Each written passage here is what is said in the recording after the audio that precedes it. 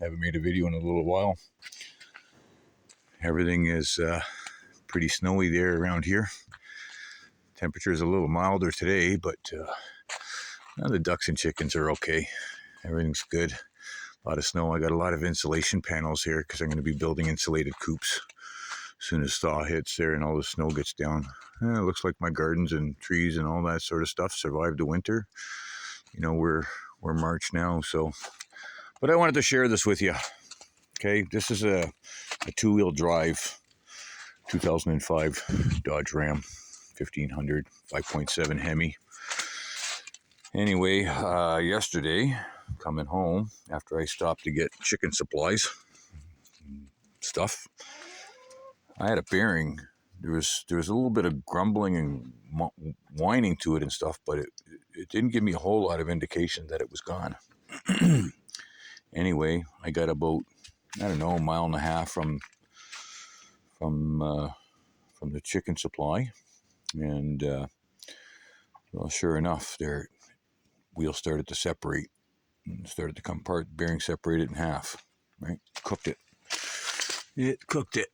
It fried it, and I had a hard time getting this race out of here. Right.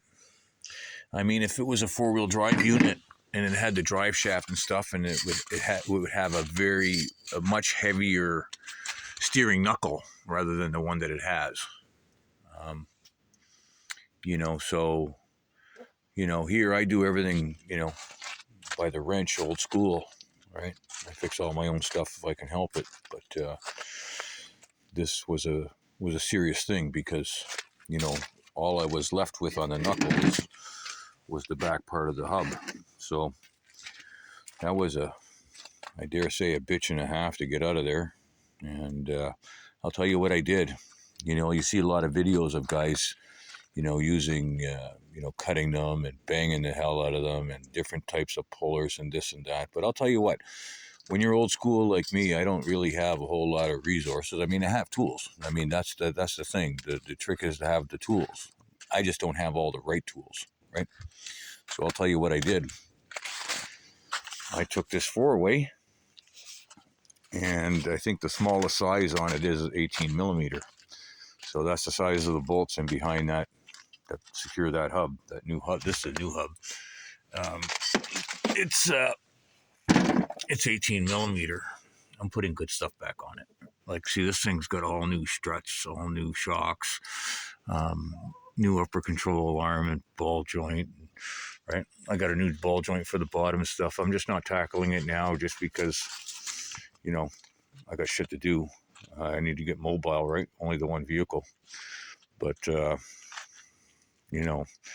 I can't be without the truck. The truck's invaluable for work around this farm, right? I even got the slotted rotors and stuff like that, right? So, if you're gonna do stuff on your vehicle and you're gonna fix something, right? Don't buy junk.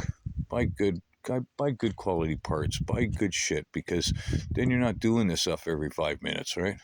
It's a big job, right? And if I was to take this job in, this job's probably $500 to do, let alone the cost of the bearing. The bearing's half of it, and the other half will be labor, right? So, at this point here, I save myself all that labor, and $51 for a ball joint and $233 after taxes for the hub, right? And then the rest is just my labor. I mean, I have friends, so that's what I had. A friend, drive me to the parts store, had the phone around, found me a bearing hub assembly, and I'm back home now. And I'll tell you what, I'm just like everybody else. I didn't know.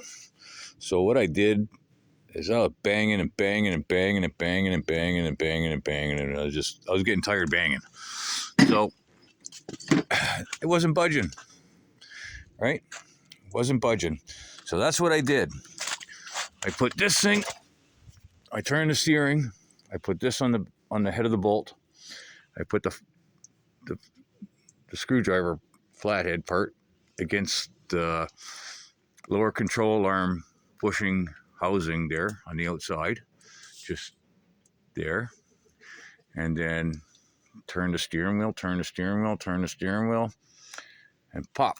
She popped the back of the hub off. So if you ever shear a bearing and you're busting your head trying to figure out how to hell to get that off, like me, like, I mean, it gave me anxiety, man. Okay.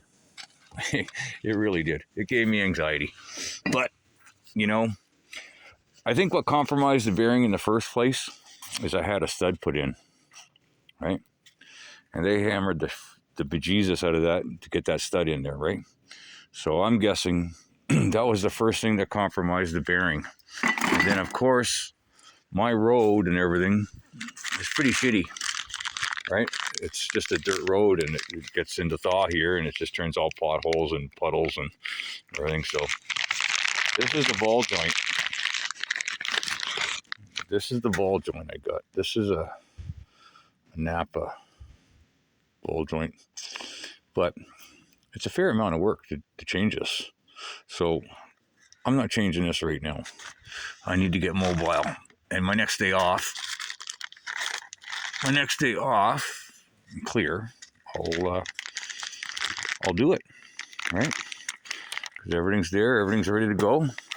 Problem is I don't have a ball joint press. So without a ball joint press, I have to wait. So I'm going to order one off Amazon, I guess, or eBay or something. I'll have to probably pay shipping because I don't have Prime anymore. I got rid of the big subscription shit. So anyway, let me get back at this, folks. I'm going to get this all back together. And yeah, I just wanted to let you know that little trick for changing hubs. I think the chicken wants to help me too. She's pretty. They're all pretty friendly. They'll all come up to me and hang out and see what's going on. And you know what? That's the thing of a homestead. You know, your animals are your thing, right? So, you know, between repairs and animals and just keeping everything working and stuff. And this will be, like I said, the last year for the RV. And anyway, I'll be moving everything over to the cabin. And that there, I'm probably just gonna light that on fire because I got all the insulation panels to make some cool structures for these two different set of birds that I got. The ducks are different than the chickens, but they're both going to have their own space, right? And get my gardens all in, get everything all organized. I'm going to set my panels up on the roof of that side, on the other side, because that's south, that's facing. I got the building placed there just so I could put my panels, them being in the right place. I'm going to clear a lot of these woods here, make myself a big garden area, bigger space over there for trees and what have you, right? It's all dead woods, right? But right behind there, I'll leave a little buffer because right behind there is my trails that walk through, that go through the whole property. Like they go, I showed you in the other videos, my trails are all in behind there. So I'll clear another 20 feet there in that set of woods there and give me away my garden space.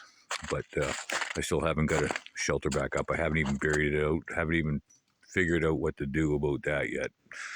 I guess when thaw comes, I'll take the cover back off and build a new wood frame and put back up that 12 by 20 shelter that collapsed or blew over. But anyway, folks, I had to bring in a tractor and clear out all the snow that I had because my machine's down, flat tires and all. Homestead horrors is what I call it. So I just hired the company down the road there. They brought the loader over, cleaned everything up so I can, my ducks and chickens have some space to run around the yard. But I didn't want any machines over there. That's all my gardens and all that stuff there. I don't want nothing over there. This is just all my working area that you see here cleared.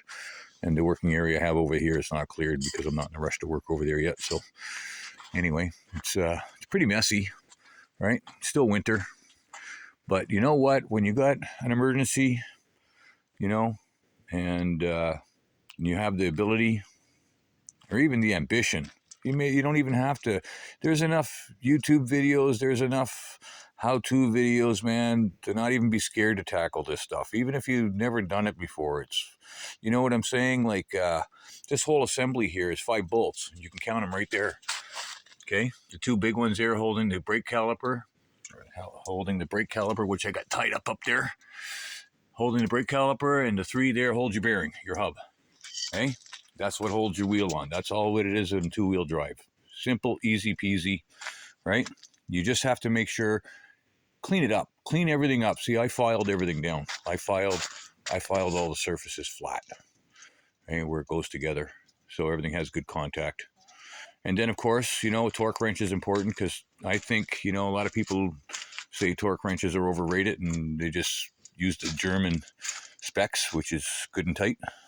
And hey, man, if that's what works for you and that's all you got, so do it. I mean, if it's loose, it's going to come apart. So just make sure it's tight. And yeah. Anyway, that's what's involved with changing a bearing that's busted in half. When it's in one piece, it's much easier. There's many more ways to take it apart and take it off. But when it's separated like that, when it came apart and busted in half stuck there and half's off on the back of the wheel, yeah, it's a whole new ball game.